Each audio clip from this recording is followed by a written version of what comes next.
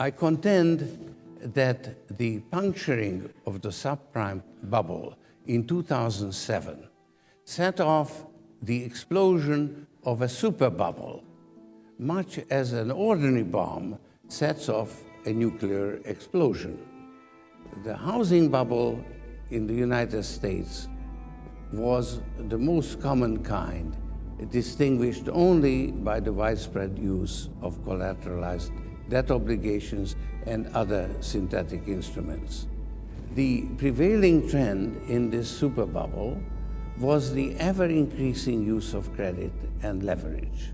The prevailing misconception was the belief that financial markets are self-correcting and should be left to their own devices.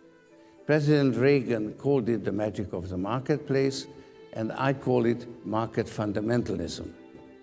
It became the dominant creed in the 1980s when Ronald Reagan was President of the United States and Margaret Thatcher was Prime Minister of the United Kingdom.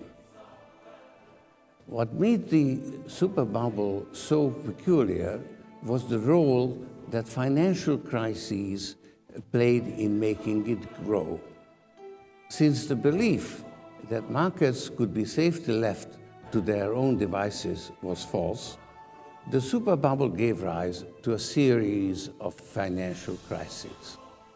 The first and most serious was the international banking crisis of 1982.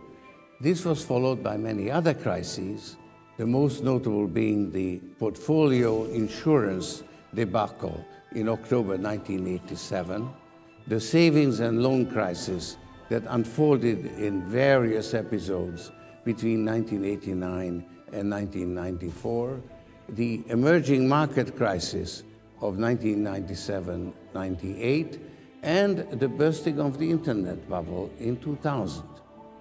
Each time a financial crisis occurred, the authorities intervened, merged away or otherwise took care of the failing financial institutions, and applied monetary and fiscal stimulus to protect the economy.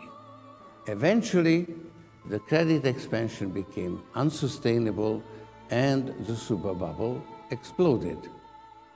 The collapse of the subprime mortgage market led to the collapse of one market after another in quick succession, because they were all interconnected, the firewalls having been removed by deregulation.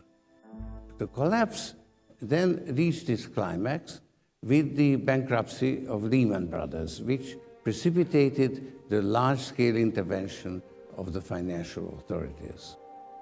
There is a widespread desire to treat the crisis as just another crisis and return to business as usual.